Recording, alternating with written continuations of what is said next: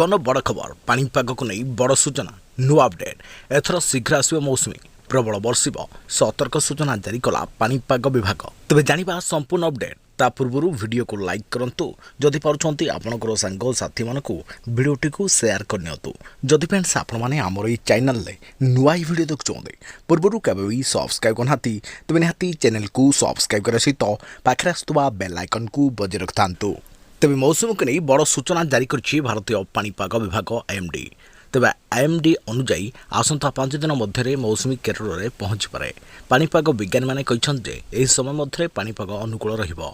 दक्षिण पश्चिम मौसुमी वायु अंडमान निकोबर पहुंची सारी यह आसंता मे 31 किंबा जून 1 तारिख में केरल उपकूल छुईब तेज आईएमडी सूचना मुताबक साधारणतः प्रतिवर्ष पाखापाखि जून पहला आड़क मौसुमी वायु केरल पहुंची थाए तापर कर्णाटक आसाम त्रिपुरा और गोवे यह जून 5 सुधा प्रवेश करिथाए जून 10 सुधा मौसुमी वायु तेलंगाना सिक्किम और महाराष्ट्र में पहुंची थाए तेज जून 15 बिहार झारखंड ओडिशा छत्तीसगढ़ मध्यप्रदेश और गुजरातर किसी अंश में पहुंची थाए जून 20 सुधा यह लद्दाख हिमाचल प्रदेश उत्तराखंड उत्तर प्रदेश मध्य प्रदेश अवशिष्ट अंश एवं गुजरातर किसी अंश में प्रवेश करे जुलाई 15 पाखापाखि यह समग्र देश को कभर करता है तेज चलित वर्ष मौसुमी स्वाभाविक अधिक वर्ष बोली पुणी थे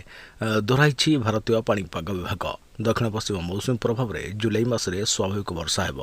किंतु जुलाई सेप्टेम्बर मास मध्य पूरा देश में स्वाभाविक अधिक वर्ष बोली भारतीय पाणीपाग विभाग महानिर्देशक मृत्युंजय महापात्र सूचना देते।